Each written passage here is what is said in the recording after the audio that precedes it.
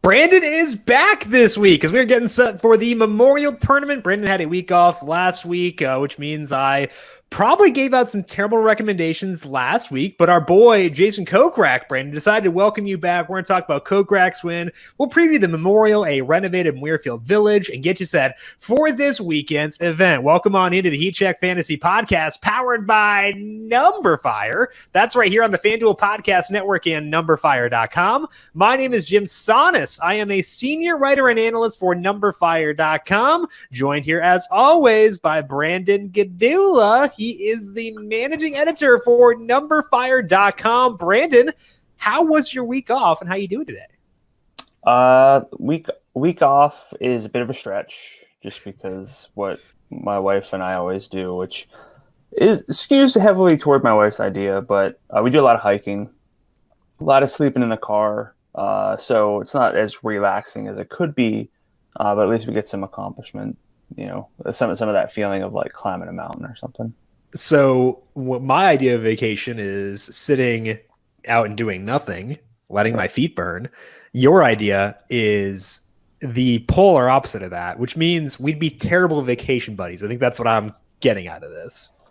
Yeah, we get up about 4 a.m. to beat the crowds. Start our beat hikes. The crowds on a mountain? What? Hey man, think about it. You are hiking, let's say, 6 miles one way, 6 miles back, or if it's a loop, and you're getting to a lookout, and the whole point is to be standing at the top of a peak, and you get there at like 11:30, and there's like 15 people all over the lookout. You're not really alone. They're in your photos. They're everywhere. If you get up earlier and you get there at like 9 a.m. and no one's there, that's the whole point. But like you have to consider like the witching hour. Like I think it's from the BFG. It's like a Roald Dahl book where like I think that's where all like the goblins come out and stuff like that. Like you should consider that. You're in the wild. I feel like for your health and for your wife's health, like consider the fact there might be like vampire deer who are like waiting to spring at like 4 o'clock in the morning. I don't know if you've thought about this, but I feel like it's a legit thing you should be thinking about. We do wait till the sun starts. We're a little bit cautious. Some people just go for it, but we were in bear territory, so we had to be a little bit smart. Yeah, I've seen too many crime documentaries where I'm just a little nervous about that. So you were gone last week. I'll be gone next week. So getting a couple solo podcasts rolled out here. I know. I mean, it's the summer. We're finally be able to do stuff again, so we're taking full advantage. Is what we'd say. We'll be together for the next major, though, so at least there is that. But either way, this weekend we have the Memorial. It is at Muirfield Village Golf Club. It is 7,543 yards on a par 72. It is renovated from what it was last year. So last year we had both the Memorial here and the Workday Charity Open. So there are two events, of course, data from just last year, but they did renovations. They were doing renovations literally while the final round was still underway. They added some trees. They rebuilt the fairways and the bunkers. It's likely to play about 100 yards longer than it did last year. So although it's the same course, and we have better course data here than elsewhere because they played two events here, it has been altered a bit. So Brandon, once you account for alterations, once you look at the course in general, what stands out to you as being impactful from a stats perspective? Yeah, it's a little tough because, we have the yardage, but historically distance hasn't been like a prerequisite at Muirfield Village. Just statistically, fairways kind of take precedent. But overall, we see strokes gained off the tee just not account for that much of the explanation of how golfers separate with their scores. It's really more about irons and wedges, which is kind of a strange combination. Sometimes it's driver putter. Sometimes it's irons and putter. Sometimes it's more just the driver and the irons. But wedges usually get downplayed, but historically hasn't really been the case. Irons and wedges, so approach and around the green play, have combined for about 56% of the explanation of scoring dispersion at Muirfield Village. Historically, according to Data Golf, the average at your usual PGA Tour course, about 49%. So that's a pretty big gap. So it is a little bit unique. It's rare to get like a long bent grass course with small greens. It's in Ohio. Like It's there aren't a whole lot of comps for it, but again, these greens are some of the smallest on the usual PGA Tour rotation, averaging out at around 5,000 square feet, which is on the low end. The average is like just over 6,000. That's usually what we see. But so I'm going to kind of play it a little bit straight here, I think. Putting strokes gained approach number one. I think we get an emphasis on that. But strokes gained around the green is not a stat that we usually have in our key stats for either of us. That is in there for me. I have driving accuracy to a degree. I wouldn't fault anyone for going strokes gained off the tee. Bent grass putting is on my list, and birdie or better rate as well. I have around the green as well for the same reasons you cited, as it being more important here than it is elsewhere. So a lot of our favorites here on the heat check are guys who are erratic around the greens. We went from being like guys who disregarded putting to disregarding around the green play. Yeah. This week will be less so there.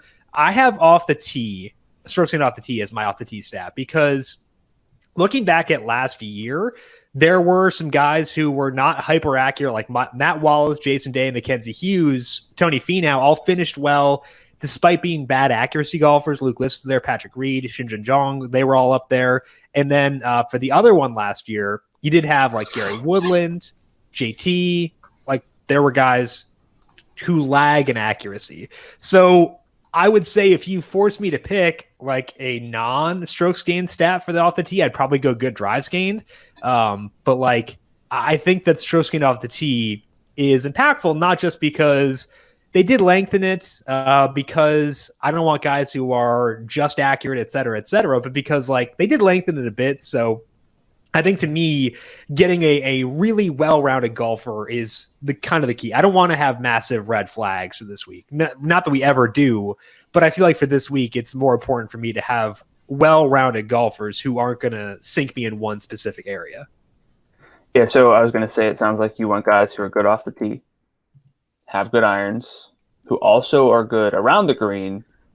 And I'm assuming not asking too much here. Golfers who putt well. So yeah, but I know. Yeah, I mean that sounds silly, and it's like, why don't you just do that all the time? And there are golfers on the low end, who we talk about constantly, like your Sebastian Munoz, your Taylor Gooches, these guys who are just good at everything, not great at any one thing. There are weeks where that comes in handy. It could be this week because we do see scores go low sometimes, but not always. So I'm cool with like an all-around approach, especially because the top of this field is pretty good. Yeah, it definitely is. And that means that if you want to hang with them, it's harder to have areas where you're actively losing strokes. There is one specific golfer I am okay with who is fairly hideous around the greens. We'll talk about him later on. But outside of that, in general, I am valuing well-roundedness, valuing just overall good golfers. Like I think that this is a good week to kind of sell out for like the Data Golf true strokes gained rankings, because that shows well-roundedness because it's just overall strokes gained and accounts for field strength and stuff like that. I think this is a week to sell out pretty hard for something like that. So that's our review in the course of this week. Don't sell out for distance, despite the fact that it is a longer course and a bump up around the green play from where it usually is. We'll talk about golfers who have done well in a fairly long course history here in just a second. But first, hey, basketball fans, the 2021 NBA playoffs are in full swing. FanDuel is offering a special promotion, NBA risk-free same-game parlay. All you have to do is place a 3+ leg parlay on any NBA playoff game, but taking place during an eligible week. I can't read, apparently. You take 1 week off and my reading goes in the tanks. If your bet loses, you will be refunded in-site credit, a maximum of $10. Head over to FanDuel Sportsbook today and place a same-game parlay on an NBA playoff game of your choice. Get involved and win alongside your favorite team. Must be 21 plus and present in Colorado, Iowa, Illinois, Indiana, Michigan, New Jersey, Pennsylvania, Tennessee, Virginia, or West Virginia. Refund issued as a non-withdrawable site credit that expires in 7 days. Max refund $10. Terms apply. Gambling problem? Call 1-800-GAMBLER. In Colorado, call 1-800-522-4700. In Iowa, 1-800-BETS-OFF. In Indiana, 1-800-9-WITH-IT. For confidential help in Michigan, 1-800-270-7117. In Tennessee, call the Red Line, 1-800-889-9789. Or in West Virginia, visit 1-800-GAMBLER.net. Let's dive into past history here at this course. And again, we do have more history here because there were two events here last year, and part of the issue we take with course history is that it spans over long time frames, and you don't get it in the most relevant time. So you're looking at just one event the past year. Last year we got two. So I think that I would say, despite the renovations, Brandon, course history may matter a bit more this week than usual, just because we have better data, not because it's like a unique course, but because we have better data. One guy who is enticing based on that is Tony Finau. Tony Finau, $10,800. Brandon, long history here for Finau. What have you seen in the history for Finau? Yeah, well, unfortunately, he didn't play both events. He didn't play the workday last year, so kind of that's on me. I should have anticipated that segue. Oh no, I was saying in general, not for Finau specifically. Yeah, but I just mean it would have been good. But Finau I think is most interesting because the salary is $10,800 on FanDuel, which is I think a balanced approach is really intriguing this week because we have some golfers in that 10K range who are just really appealing. And despite being one of the longer hitters on tour, Finau's done well at a course that just historically hasn't required distance. It can help. Distance can always help. So I think Finau might go a little bit overlooked just because of the whole field around him. But played here 6 times. He has 4 top 15 finishes in those. And it makes sense because he's actually really good with the wedges. I have him in the 92nd percentile when adjusting his strokes gain data over the past year, weighting it for recency. So, I mean, we think of Finau as just a great ball striker, someone who doesn't necessarily always putt well, but the wedges, again, we overlook. People don't talk about wedges a lot, but he's good there. And we know that ball striking is good. Finau also is best with the putter when on bent grass. So, that all makes sense for why he, can do well at Muirfield Village. So, I think Finau is really never a bad play, especially from a daily fantasy standpoint, because he can churn out birdies. But over his past 10 events, he's finished either top 20 or cut. He's missed 3 cuts though, which means he has 7 top 20s. So it's kind of volatile, but we know whenever he makes a cut, what we're getting. I think it's really hard to hate anything about Tony Finau. How are you feeling about him this week? I think that you kind of have to like him because, like you said, we do underrate, I would say, the around the green play with Tony Finau. We don't talk about that as being a strength, but it certainly is. And I think that makes him an option there. The only issue that Finau runs into is not a him problem, but a field strength problem because there are a lot of good dudes in that range. He is $400 lower salaried than your boy Xander Schauffele.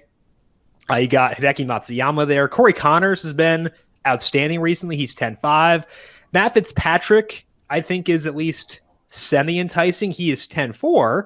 I think that if I'm ranking out that tier, Finau probably winds up, it depends if I include Xander. If I lop off Xander, then Finau's probably number 1. It'd be between him and Connors because Connors has gotten better around the green. It's definitely been trending up, but I still wouldn't count it as much of a strength as Finau. So I think Finau would probably wind up being number 1, but I can't say he's number 1 of the bullet because it's just a really good tier. Are you getting a similar vibe about that range? Yeah, and we didn't really talk about the top of the field, but Jon Rahm, Jordan Spieth, Bryson, Rory, JT, it's gonna feel like we need to get access to some of those golfers, but if I can just load up on Matt Fitzpatrick at 10.4, Tony Finau at 10.8, Xander at 11.2, that's that's pretty nice. And honestly, for me, the in my win simulations, the win equity is not really bunched up at the top like we typically get because these golfers are kind of tighter than the name value suggests. So I'm probably going to be light on the superstars and be in on this tier. So for me, Finau is definitely a part of that. One guy who's in this range is Patrick Cantlay, and he's kind of one of the big headliners in Muirfield. So let's talk through Cantlay now. He is 11-1, so directly beneath Xander and right above Tony Finau. And it goes beyond the win for Cantlay here back in 2019. He's done well outside of that too. The year before that, Cantlay finished 4th. He did that despite losing 0.7 on the greens. He gained 12.1 tee to green in that event. Outside of that, Cantlay, 2 other top 35 finishes, added a 7th at the workday last year by gaining 7.9 tee to green. So overall, really good numbers for Cantlay at this course. He was in a rut earlier this year. He had 4 straight missed cuts, but seemed to bounce back at the PGA Championship. Cantlay gained 4.3 off the tee and 7.9 in approach, but he wiped out a lot of it via his short game. The good thing with Cantlay is that it's not like a long-term thing where his short game is bad. He's actually pretty good around the green long-term, pretty good bent grass putter as well. So it's not like an assumed negative for him. But we did have 4 events where things were really, really gross for Patrick Cantlay. So did those push you off Cantlay and favor the other guys who are, again, really good in this tier? So I wouldn't even say that they were really gross, to be honest, because if you look back at the missed cuts, I don't have strokes gain data for the Masters, but so I'll just look at the Wells Fargo, the RBC Heritage, and the Players where he missed the cut. He lost 0.4 strokes tee to green at the Players. He lost 0.4 strokes at the RBC Heritage, and he gained 2.1 strokes tee to green at the Wells Fargo, lost 2.4 putting. This is why you can't really look at just missed cuts and results, because how did he miss a cut? Generally poor putting, which is not that typical for Patrick Cantlay. And we're getting him on bent grass, which is his best surface. And overall, we're looking at a huge body of work with Cantlay that's really good. And so whenever we see a blip of like 4 straight missed cuts, we say, is this the end for Patrick Cantlay, or is it something else? It's usually something else. It's usually not that drastic. And so I think that there are a lot of reasons to buy back in, especially with the ball striking performance he put on at the PGA. So I'm not prioritizing Cantlay, but I definitely see the case for him, especially at this course. Yeah, I think the question is, like, how much will the field care about those missed cuts? Because if they care about them and, like, discount Cantlay, sweet. I don't think that will happen just because, like, I think people tend to lean on course history more than we do. And I think that's going to make Cantlay probably wind up being someone who does gravitate towards the top of the popularity pool at that end, at that tier. So I think that if Cantlay were to be like totally written off as a result of those missed cuts, then I'd be in. But because the course history is so good, I don't expect that to happen. So to me, I feel like I'd rather be underweight on Cantlay and try to get more exposure to Xander, try to get more exposure to Finau, Connors, Fitzpatrick, stuff like that. Kind of use him as a leverage piece effectively. I don't think Cantlay is a bad play in a vacuum, but I think once we consider the popularity he is very likely to carry, I am okay going elsewhere. Yeah, so on fantasysports.com, Cantlay's 3rd in tags right now. It's early, but we're not looking at someone who's flying completely under the radar. So, and all the sentiment's positive on those. So, you're right. It's a good chance that he's a little bit chalky. Yeah. So we'll see how that plays out. Let's talk here about Matt Kuchar. This is an event where you said you are de-emphasizing overall off the tee play, and that's a good thing for Kuchar. Kuchar, slight uptick recently, which is good because he had that terrible, terrible stretch. What do you see with Kuchar overall, $8,800? Yeah, so winner at Muirfield Village back in 2013, but an additional 6 top 32 finishes, which I know is weird, but I don't want to discount a 32nd because it wasn't a 25th. It's probably 1 stroke or whatever.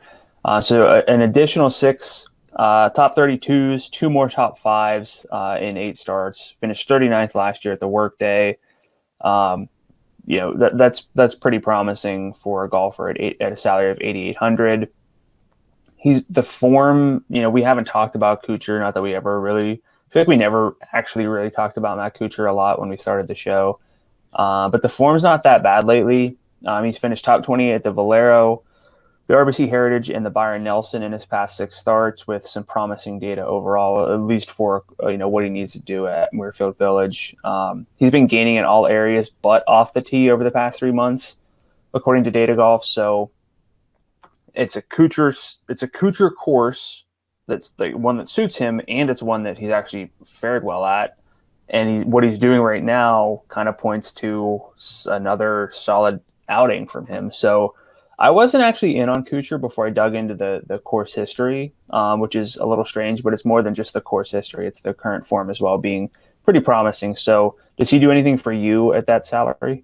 Yeah, I think that he's appropriate. And I think that we should be in on him just because he's playing against some pretty tough fields in that time. So the fact that he's not like lighting things up is good. Or it's fine. I'm not going to discount him for that. Yeah. The problem is this is a tough field too. And I'm not sure necessarily what's the true ceiling on that Kuchar. Is it a top 10 finish? Like maybe fringy type top 10? But I would say if I am trying to identify lower salaried golfers who have a path to upside, I can go down there and still get guys who are in a similar range who, although we're not caring as much about off the tee play, are less of a lock to not gain there. That's a terrible way to phrase that. But they're going to be better off the tee than Kuchar, and they also do a lot of stuff elsewhere. So I would say that although Kuchar is worth considering there because he is a good overall golfer, the ceiling allows me to consider other guys above him. So I might not get to Kuchar, but I also don't think it's a bad recommendation. Does that make sense? It does, yeah. Like I said, I'm more in on Kuchar than I was initially. I think there's enough to like. And just because you mentioned the field strength, Data Golf has this field about as tough as the Genesis, the Masters, just below the Players, which is always really one of the toughest, if not the toughest, depending on how you look at it. So anytime we get a tough event, it just makes me want to build a balanced lineup, and so that's going to dictate a lot of my decisions this week. Yep, for sure. And I think that staying away from guys who lack upside is definitely key in a field where a lot of dudes could realistically win. Let's talk here about Jason Day, because the resurgence last year for Jason Day hit full swing in the 2 trips to Muirfield last year.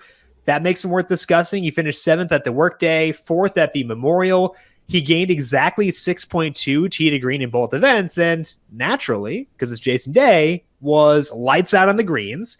Before then, his success at Muirfield was like decent. He's been here a bunch. 15th in 2017. That was actually his lone finish inside the top 25. But 2 top 10s in 1 year, especially the most recent year, is impressive. Day's approach play has regressed since then. He was actually hitting the ball pretty well with his irons then. Not doing as well now.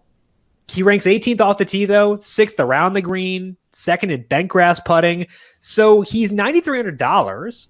I don't typically get to him, but that salary is pretty low. So I'm pretty tempted, Brandon. I'm in on Jason Day, I think, this week. Not like as a priority, but as someone I'm very okay with. What about you?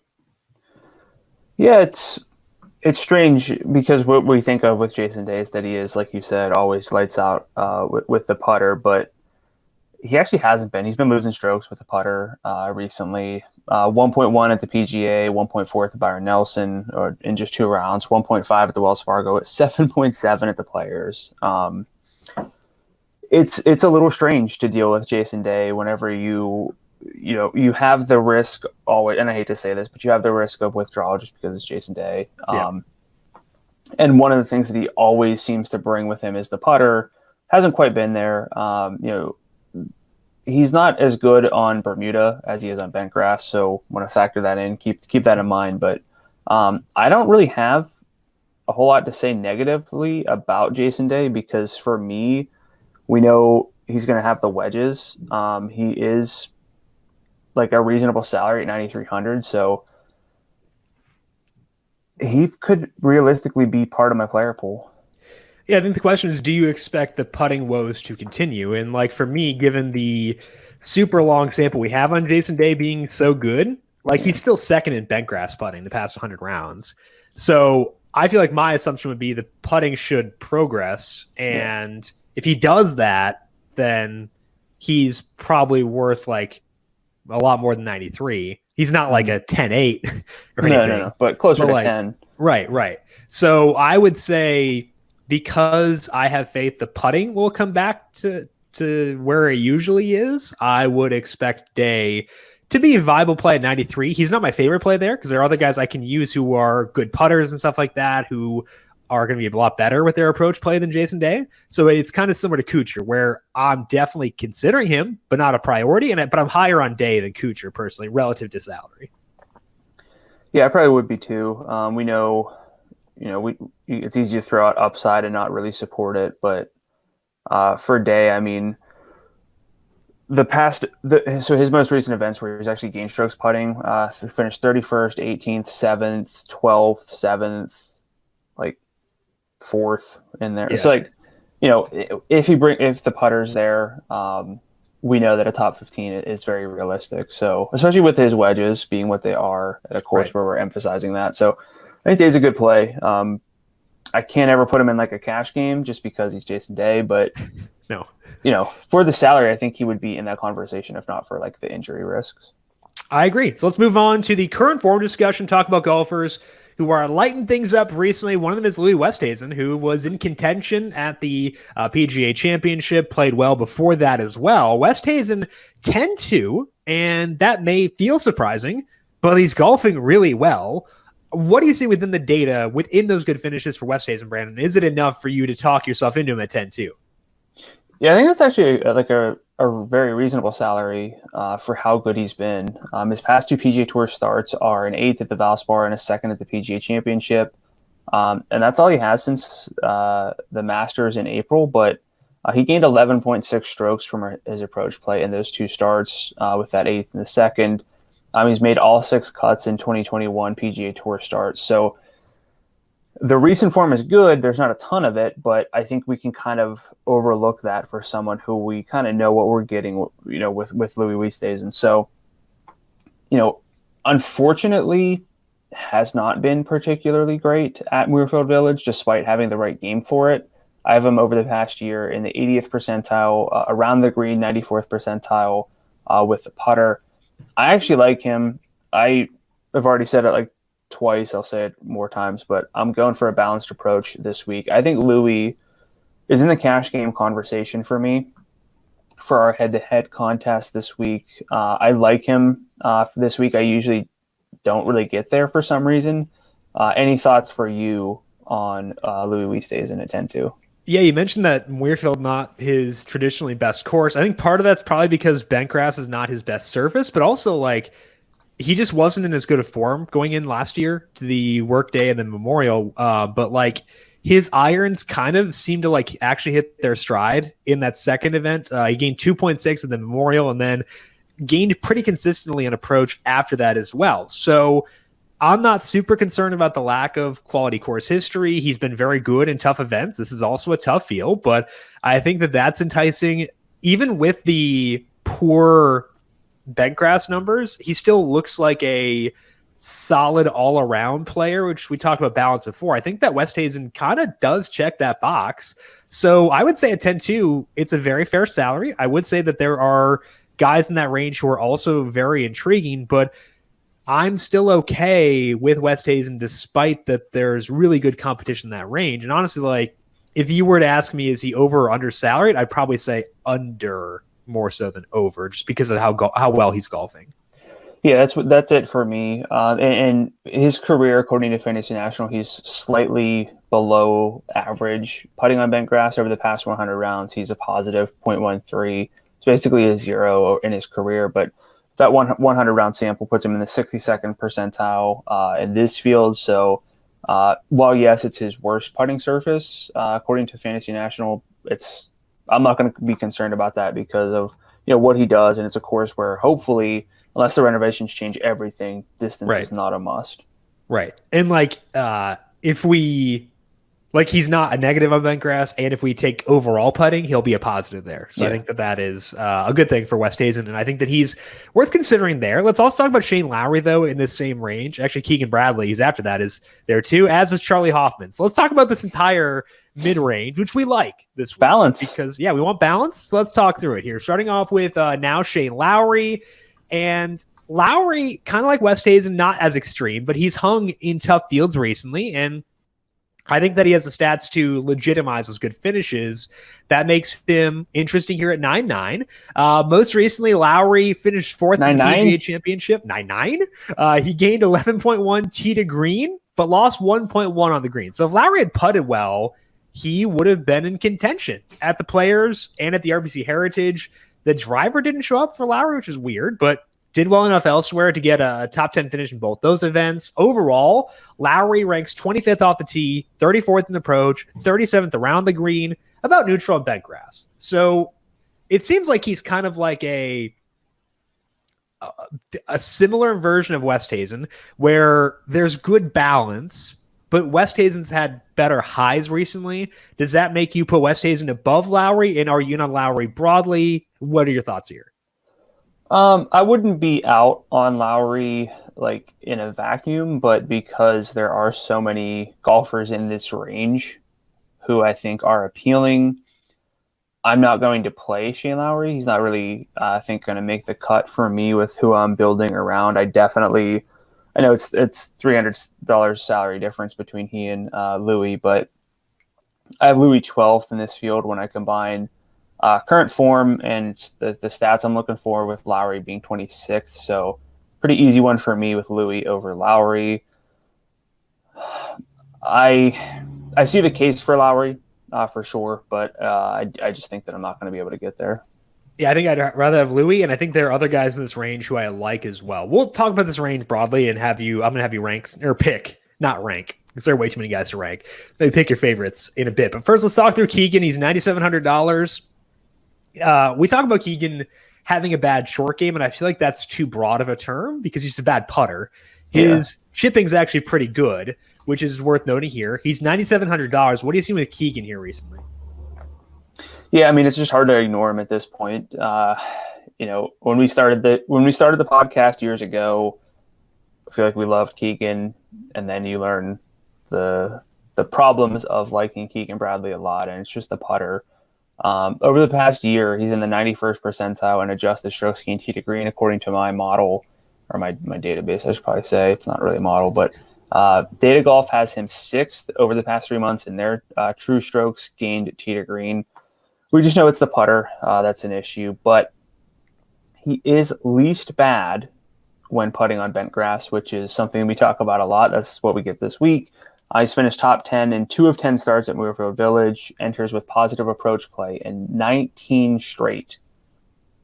That's wild. I want to kind of figure out how to see who gains, like who's gained in the most consecutive events, like with certain stats, but 19's got to be close to maybe Morikawa will probably beat that, but like that's wild with Bradley. Whenever you can guarantee gaining strokes with like the most predictable, off the tee is a little more predictable, but that's wild. So I think Keegan Bradley, you know, being one of the best tee to green golfers in the field, getting a surface that's his best with the putter, even though it's still not good. I can't ever play him in a cash game, but I'm very intrigued by Keegan Bradley this week. So any thoughts here, or do you want to talk about Hoffman and then we just rank or like talk about everyone? Well, quickly on Keegan, it's not just the approach play. 19 straight events there is his streak. He has actually gained around the green in 7 straight, and he's gained at least 1.3 around the green in 7 straight, which is hard to do because you don't have like that many strokes to gain around the green, but he is. Also, he has gained putting in 5 of the past 7 somehow. So I'm not going to put him in like the Corey Connors, Joaquin Neiman range where it's like maybe the putting is trending up because Bradley's older than them. We don't want to assume that recent gains will stick for older golfers, but like, you know, I'm not going to view it as much of a massive, massive red flag. So that's the thoughts on Keegan. Let's talk about Hoffman here. He hasn't gained as many consecutive events as Keegan, but his approach play has just been bananas. So Hoffman's $9,800. The most recent good showing for Hoffman was the 3rd at the Charles Schwab, gained 7.9 on approach there. It was the 3rd consecutive event for him, gaining at least 6.6 in approach. Yes, 3 straight of at least 6.6. He has gained at least 4.8 in approach in 7 of the past 8 measured events. Just unreal with the irons right now. The off the tee play has gotten better too. Hoffman has gained at least a stroke there in 5 straight events. He is still shaky around the green, and that does matter this week. And that could be the difference maker for Hoffman relative to other guys in this range, like Westhasen. But the approach play has been so good that like it's been like among the best golfers on the planet right now. So do we go to Hoffman here at 98? Do we go to Bradley, Westhasen? What are you thinking about this range? Just who's my favorite? If you're looking at this range, let's say lop off Matt Fitzpatrick at 10-4. Go down from there. Okay, let me just filter this so it's easier. Less than or equal to 10-3. Oh, my spreadsheet busted. I don't know why. Great content. Yes. So I'm gonna go Louis, Okay. Keegan, Okay. Hoffman, Neiman, Cam Smith. Okay. Does that work? Yeah, I think that Neiman's the toughest one for me because I have to decide how much do I ding him for the around the green play. Because if I were going just based on other stuff, like Neiman's been a good bent grass putter for a while and his putting overall has gotten better. So I feel like I can count that as being like a non-negative for him. The off the tee play should be great. The approach play should be great too. So how much do I ding him for the around the green play? I think that the answer for me is I put him below Louis Westhasen, but I put him above Keegan just because for some reason I feel better about the putting stability for Neiman. So I'm choosing the putting for Neiman over the around the green play for Keegan. It doesn't make me feel great because I am caring about around the green play this week, but I think that there's enough elsewhere with Neiman to feel good about him. Yeah, I mean, Neiman I have him 24th percentile and adjusted around the green over the past year. It's obviously not great. It does give him that red flag designation, but look, you said, yeah.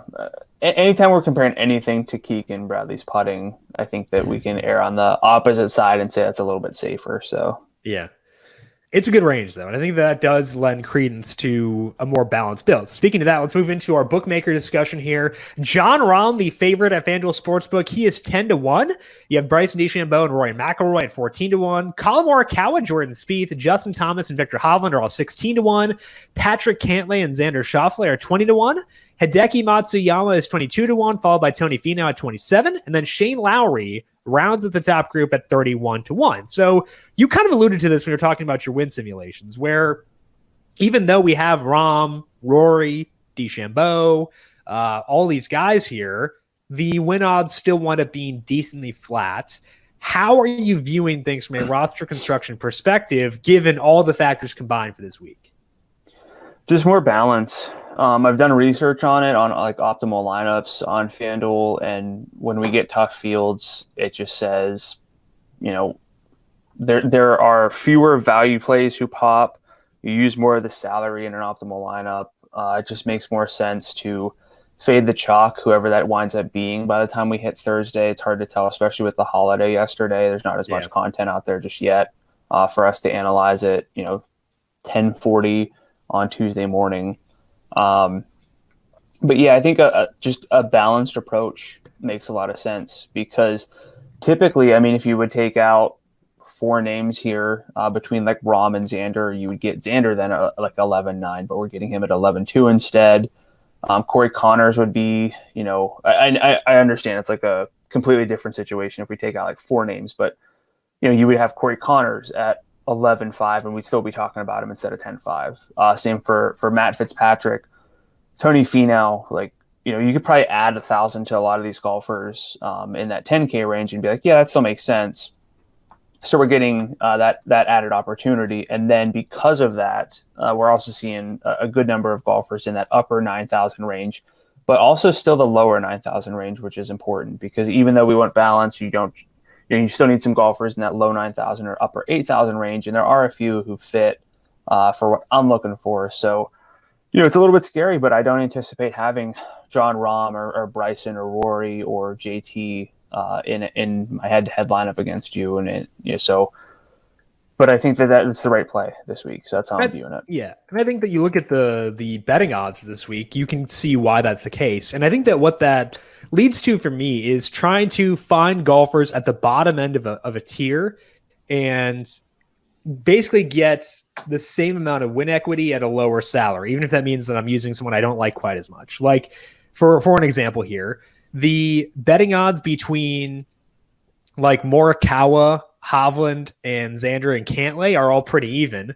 So I feel like I'd be inclined to just take the discount and go with Xander Schauffele, who is 20-1 at 11-2 over Morikawa, who is 16-1 11-6. Morikawa is a former winner here. So like that is not the super like comfortable thing, but Xander's a guy who profiles well for this course. He fits the well-balanced approach that we want. So I would say like that's kind of my mindset is take the salary discount and get guys at the bottom end of a tier versus shoveling in a guy who might be marginally better but costs $400 more. Yeah, that's really, I mean, this feels, it's not a major, but we have like, you know, shadows of like a major where it's like, well, I can play Tony Finau for 10-8 at a course where he does well. Like that's appealing. And it's just a good time to remember that you don't know everything and golf is highly volatile. So whenever we can take savings on someone who makes sense, I think the data, the research I've done says to do that. So I'm not going to plant my flag in Jon Rahm. If Jon Rahm wins, I won't be surprised at all. No, but I'm just going with that more balance. I mean, I might not have. I think the highest salary golfer I might actually wind up with is Morikawa at 11.6, but more realistically, it might just be Xander at 11.2. Yeah, I'll be a little bit higher than that, but I think that the overall thought process is valid. Which golfers' odds have shifted since things opened up yesterday? Jon Rahm, just because he's the favorite, fell from 9-1 to 10-1 on FanDuel Sportsbook. Jordan Spieth 14-16, and Adam Scott 50-55. So those golfers have had their odds lengthen. We've had numerous withdrawals, but nothing super noteworthy.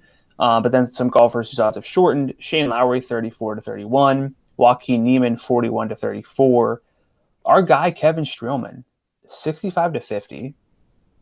Billy Horschel 65-55, Brendan Todd 100-90, Aaron Wise 120-90, and I only wrote this one down because he was interesting. He's in the 7,000 range, but Camilo Villegas 270-150. So someone knows something out there, and it's not just me. Not that I know anything. I don't know anything, but someone else knows something. Just in general, you know nothing. So yeah, that's a good general comment. Let's go back to Shane Lowry here. He's down to 31-1, which means if we're comparing him to Westhasen, Neiman, Hoffman, Bradley, the win odds for Lowry are actually a lot shorter than for them.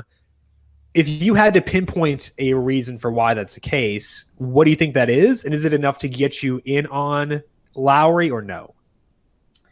Yeah, I don't know. It's tough because I have Louis at 2.3% likely to win, Shane Lowry about 1%, which feels close, but that's pretty substantial just because of how golf simulations work out.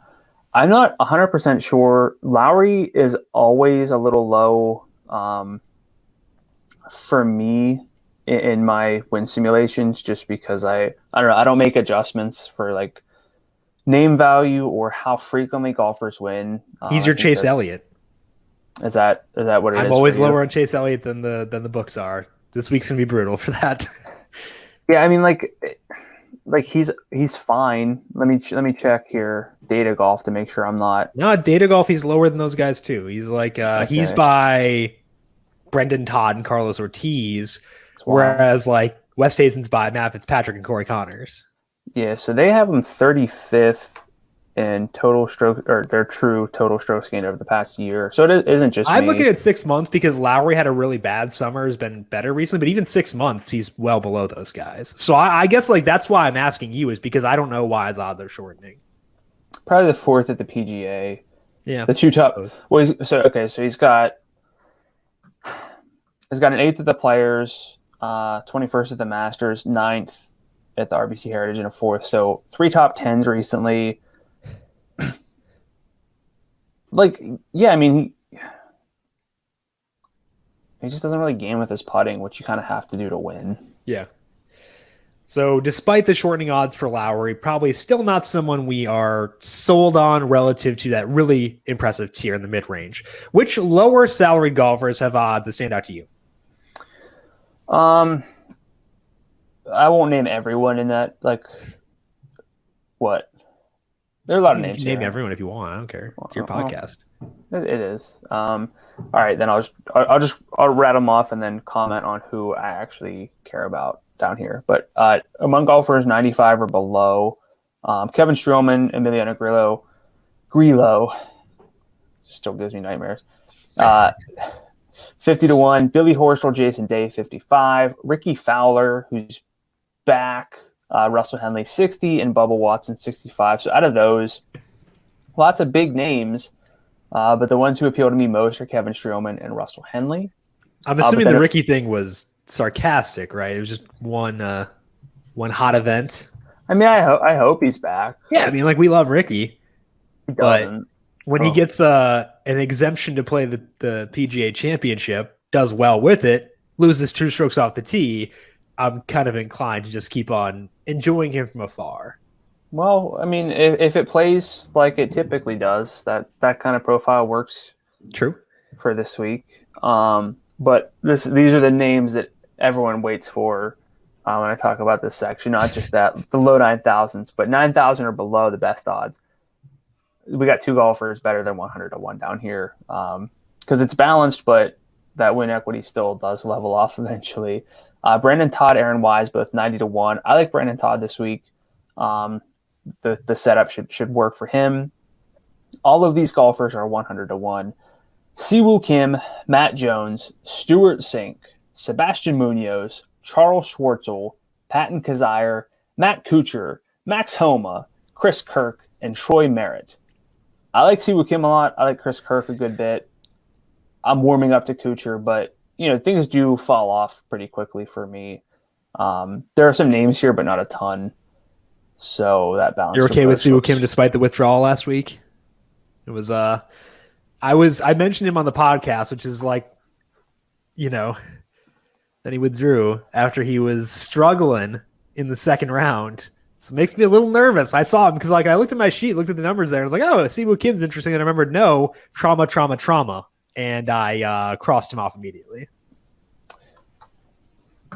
I mean, he's playing, so he can't be that bad. Yeah, keep your exposure low. Yeah. That's all. Yeah. All right. Weather for this week, it looks like there's going to be some rain on Thursday morning, and then it's expected to rain until around noon. Looks like things will be dry in the afternoon. Wind will be pretty steady all day Thursday. Friday is dry, but the wind increases as the day goes along. It won't get above 10 miles per hour. So we're not talking like 5 miles per hour up to 15, but the afternoon wave will deal with winds about 4 miles per hour higher than those in the morning. So if we're looking at edges, it's likely that there will be an edge to those teeing off Thursday afternoon. They'll have less rain and less wind to deal with, but I wouldn't say it's a situation where you need to get too crazy, and that's just based on the forecast right now. It could change, but as of right now, I feel like you're okay to keep things relatively even with a slight bump up for the Thursday afternoon wave. Let's move now into our tier-by-tier breakdown, talking about our player picks for the Memorial Brandon. Starting off in the upper tier, who stands out for you this week on FanDuel? Colin Morikawa. I would probably have said Xander if I don't say Xander literally every opportunity that I get, but I think he's a really strong play at 11-2. Also, someone may have stolen him from you on the sheet, potentially. That's all right. I wouldn't have mentioned him just because I don't want anyone to get Xander fatigue from me specifically, but you'll lay out the perfect case for Xander, so I don't even have to worry about it this week. All right, good. Morikawa won the workday last year, gained 14.3 strokes from approach in 8 rounds at this course last summer.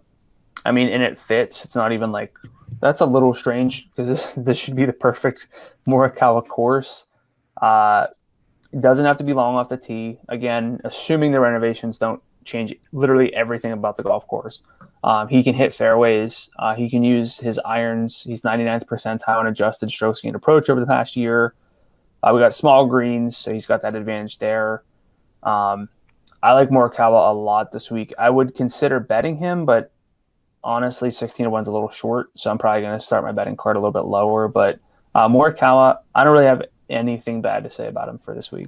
Yeah, I think that the only thing that maybe you could say about Morikawa is that the short game is going to be a little bit lagging behind others in this range, and that's part of why I actually kind of like Justin Thomas, who is $100 more. $100 more. Do you want to do a Thomas versus Morikawa head to head? Sure. We got to make up some ground because I was out last week. Yeah, we gotta fit in these head to heads. Okay, so I have Thomas, you have Morikawa. The reason I like Thomas is that It's not because his play has been less than dazzling recently. Missed the cut at the PGA, 40th at the Charles Schwab, but I think it's a good buy low spot for him. The main reasoning is that the approach is still there. Thomas didn't lose in either of those events on approach. He had gained at least 4.3 in approach and 4 measured events leading into that as well. And Thomas is good around the green, which is not universal among the studs for this week. Bentgrass, easily Thomas's best surface, finished second and 18th in the 2 events here last year. So I feel like he fits what I was talking about before, where I want to find guys at the bottom end of a tier. I think that Thomas fits that at 11.7, and I wouldn't expect too many people to be super high on JT for this week. So I'll take Thomas. You've got Morikawa. Any thoughts for you on JT at all? I mean, what is there really to say? Like he's elite tee to green. It's going to depend on how he putts, which feels like it's always with the case with JT. But I mean, yeah, that's a pretty good profile, and it's different than like Keegan because JT is so good tee to green that he's going to gain strokes tee to green every single week.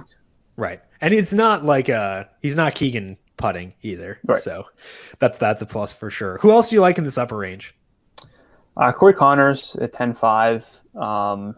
Made both cuts at this course last year, gained an average of 5 strokes tee to green in those starts.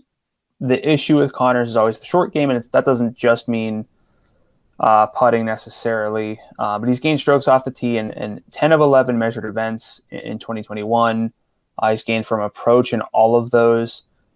You know, like I get JT's here, John Rahm's here, Bryson, Rory. I get it, but maybe by like midday Thursday, I'm like, why did I not go heavier at those guys? But I think Connors does enough. He's been doing it for long enough at 10.5 to make for a really strong play in that mid 10K range. Well, he's also another guy who fits the bottom of the tier discussion. I think that Matt Fitzpatrick is technically in that tier too, and he's $100 cheaper, but I feel better about Connors than Fitzpatrick. And that's not because I don't like Fitzpatrick. I think Fitzpatrick actually is very viable, but I'd rather have Connors for $100 more. So he fits the bottom of the tier discussion.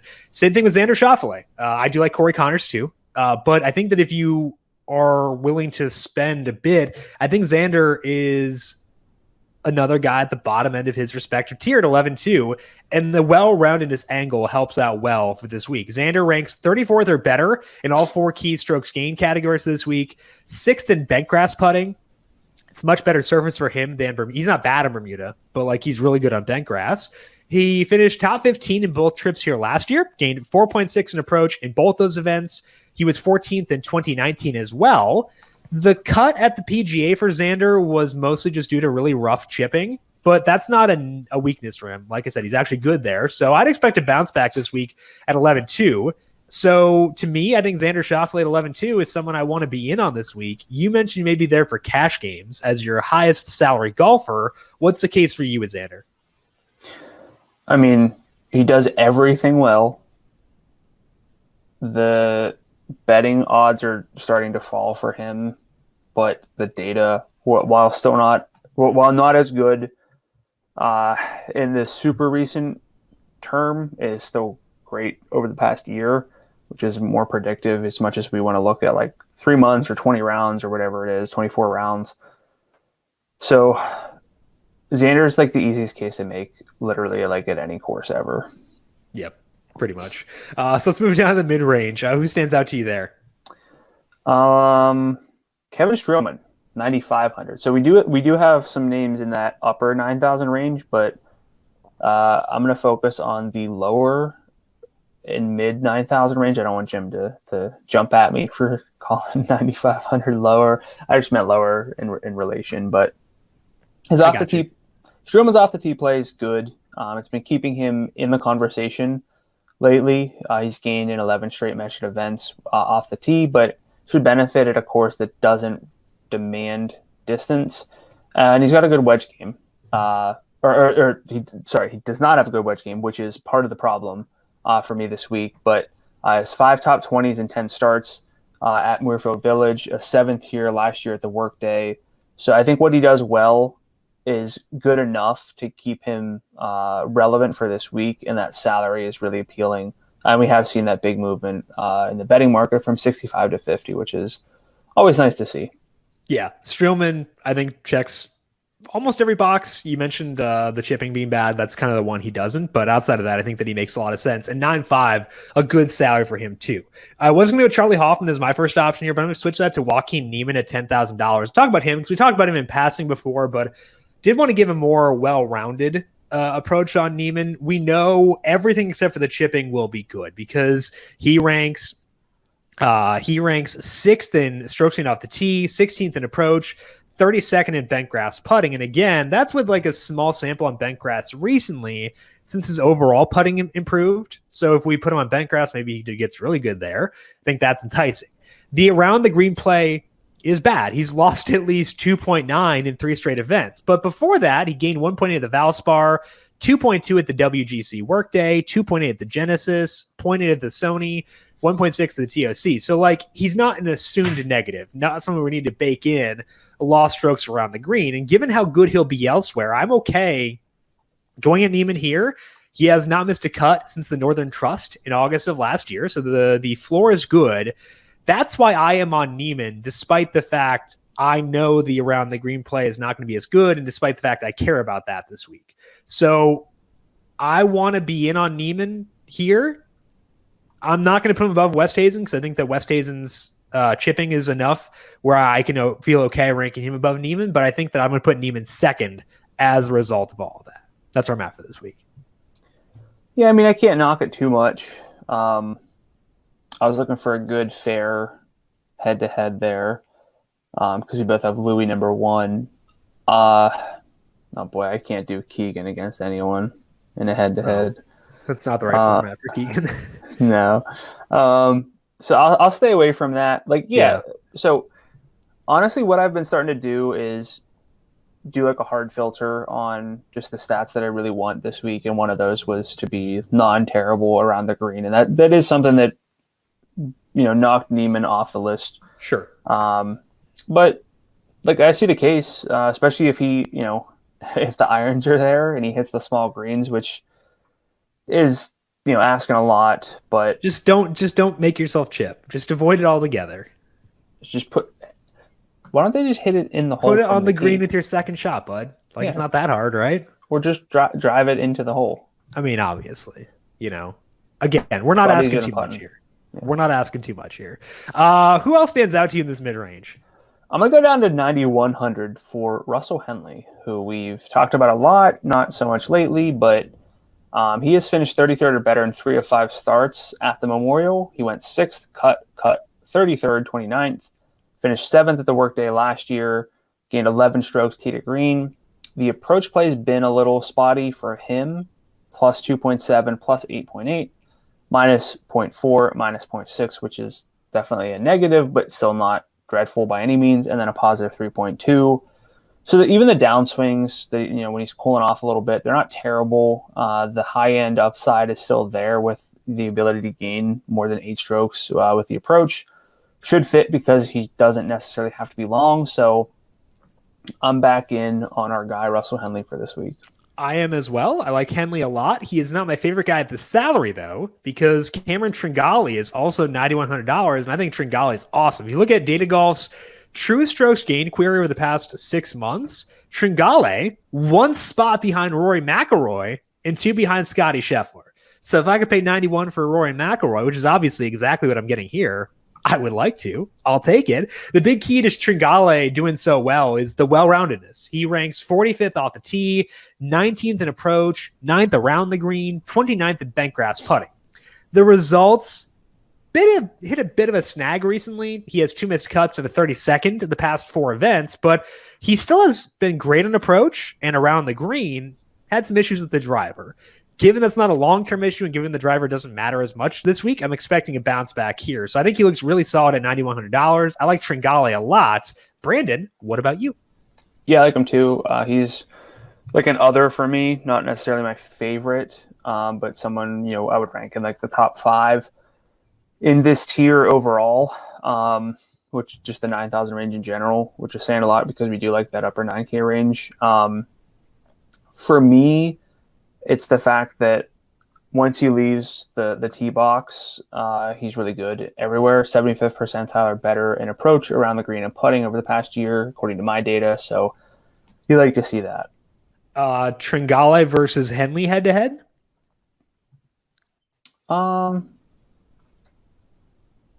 You can say no. Sure, I'll do it. I don't care. Okay. I never win head to heads anyway. You're just tanking it. No, Make me feel better for your bobblehead wins. I see it. I mean, at this point, I think I just need volume to try to get back into fair enough. Get variance back on my side or something. Fair enough. Let's move down to the value range. Who are you liking down there? I'm gonna go with Brendan Todd. I like him. I like the movement for him.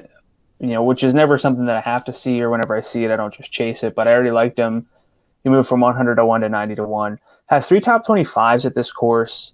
And it makes sense because of what he does well. It just sets up for Brendan Todd to sort of do his thing. I think Data Golf actually has him as the best, like the golfer who gets the biggest boost for playing at Muirfield Village in terms of his expected strokes gained. But 83rd percentile adjusted strokes gained around the green, 100. So just the best putter over the past year when adjusting. Field strength, the most accurate golfer, really good on bent grass, 96th percentile. He's not perfect. The ball striking is a bit of a concern still, but that should get a little bit downplayed, particularly with the driver. So I like Todd a good bit. Yeah, I think that I saw the Data Golf thing too, where he does benefit the most. I'm probably not going to get there, but I think that your case makes sense for Todd. Instead, I want to go to Doug Gim because it's Doug Gim's summer. We all got to get on board. He's back in the field this week at $8,600. Ranks 9th in approach, 47th off the tee, 43rd around the green. Use that to finish 14th at the Charles Schwab. And Gim benefits from this not being a strict distance course, even with the renovations. It shouldn't be that. He ranks 78th in distance, 9th in good drives gained, 6th in fairways gained, but he also, in a small sample, has been less terrible on bent grass than Bermuda.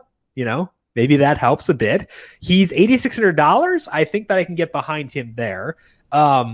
Before we get to other golfers here, I do want to mention Lucas Glover's not in the player pool yet, but he is in the field. Last I checked, he's been in and out like 16 times. I'm pretty sure he's in the field, and he doesn't have a salary, but I would check on Glover because I actually would like him a pretty decent amount, depending on where he winds up. So I would also shout out Lucas Glover as being an option. Who else stands out to you in this value tier? Well, I'm gonna derail us just a tad, but if it's Doug Gim Doug Gim season, I think we need a nickname. Yes. And if Doug Gim has not capitalized on like the gimme aspect of the golf nickname, it's free to him to use. I'm sure he's listening, but if not, I'll text him because we have a back and forth, he and I. But that feels like what we're gonna have to. So we got Good Golly, Cam Tringali, Can't Lay Off Cantlay, Gimme Doug Gim, or something Doug like Gim that. The Gimme, or something like that. Yeah, and on my trip this week, I saw like hundreds of pontoons, and I actually saw Burgoon Road. Oh wow! Recently. Was there a pontoon on Burgoon Road? No, the Burgoon Road was actually close to me. I feel like having a pontoon on a road would be a good metaphor for some of Bronson Burgoon's game. So. Yeah. We're going to workshop this. We have a team of heat check analysts who workshop the nicknames. We'll get them on this and see what they cook up for the Gimme Doug Gim, but we'll work on that one. I think I'm on board with this. All right. I think it's perfect, but I'm going to talk about Chris Kirk for now. If you want to stop me and keep talking Doug Gim, we can. I like Chris Kirk too, so you're good. This is a good transition. 8,700 for him was just like really, really hot. And then cooled off a bit, kind of drastically, which is typically what you see. He's gone cut 69th over his past 3 starts, so not as nice as it could be. But despite that, the lack of results, the stats kind of point to Chris Kirk for a good week this week, which is what you got to look at, not just missed cuts. 77th percentile in fairways gained over the past 100 rounds, 78th percentile in strokes gained around the green. Over the past year, adjusted for field strength, and 72nd overall tee to green. So I like that for a golfer at 8,700, especially whenever he's trending down a bit, but it's really not that troublesome. Yeah, I had Chris Kirk initially as my second player pick. I got off of it because of the recent downtick, but that's not like to say he's out of my player pool. It means that I'm deprioritizing him relative to Cameron Davis specifically. I mentioned before, there is someone in my player picks who is really bad around the green. That is Cameron Davis. I think I'm okay risking it, though, because he's $8,400. If I want to get to JT and Xander, that using a guy like Cameron Davis lets me get there without sacrificing the mid-range. And I would like to be in the mid-range. So I think that's an appeal for Cameron Davis. Everything else should be good. He ranks 14th off the tee, 31st in approach, 27th in bent grass putting, and kind of have to hope he doesn't implode around the green, which he might. He lost 4 strokes there at the Charles Schwab. He lost multiple around the green in 5 straight events earlier this year. So it's not trending the right way, but I guess he's 87, not 84. I don't know, whatever. If he can just not lose as much there, he should be able to be decent given how good he is elsewhere. So I think that Cameron Davis is enticing to me, despite the fact that, he's going to give some back around the greens. I would say, though, that if we get Lucas Glover around here, I would rank Glover above Davis personally. So check out Lucas Glover once he's added, which I'd assume would be today, probably, or tomorrow. Check him out, see where Glover is. But I think that Cameron Davis is someone I'm willing to use despite his imperfections. Brandon, does the around the green play cross him off for you? I think there are enough other golfers who I can rally around, and I don't think I have to go to 8,400 for anyone. So, are you also in the Lucas Glover, or am I off on that? That'd have to depend on the salary, but I can see the case for him just because of what he's doing recently. Okay, cool. You're always in on Lucas Glover, though. I mean, obviously. Why would I not be on the world's best golfer, Lucas Glover, of all time? Win picks for this week. We have not been very good at these, so we gotta right the ship here. Brandon, who are you keying in on for this week? Yeah, I was doing quite well. Like all last year, and then we started tracking it like this, and everything sank. Yeah, then I hit a wall. I'm leaning Morikawa, but my model puts the most value on Xander at 20-1, so I'm going to start there. So we're going to have an overlap. That's fine. I'm going to block you at Xander, basically, because I wanted Xander too. We're okay with that? We can either be okay with that or say no one gets Xander. No, let's be okay with it. Okay. We need a win. So I'm okay with it. You've never taken Xander yet. I know, but I think 20-1 is just too long for him. So yeah, like it's hard not to go with him personally. So I would say Xander is the first one for me. Number 2, I'm having trouble with 2, so you go first. It's going to be probably between Corey Connors and Russell Henley. Okay. I'll go Russell Henley. Why not? So I'm going to go the 2 guys who probably get dinged for not finishing. Whenever you can blow 2 win picks on Xander Schauffele and Tony Finau, why would you not do it? Yeah. I think the odds might be over accounting for their perceived inability to finish off a win. So I think I'm going to I don't know if I pick Finau this year, but I'm going to do it now. I think the odds have accounted for it enough where I'm comfortable taking that dive. Yeah, you took Finau. I took Finau twice. You took Finau at the Masters. Oh, yeah, that makes sense. I'd buy that. I'm switching to Corey Connors. Okay, so you have Xander and Connors. I have Xander and Finau for this week. I feel okay about that, despite the track record of not finishing stuff out for them. I think it's fine, personally. But yeah, I think they just got to start 2 or 3 back or something on Sunday, or start up by 16. Why don't they do that? Have they not considered this? John Rahm was up by 8 strokes last year, almost gave it all away. So just do a Rahm, get up by 8, and you'll be fine. It's genius. Or like I should be their caddy, honestly.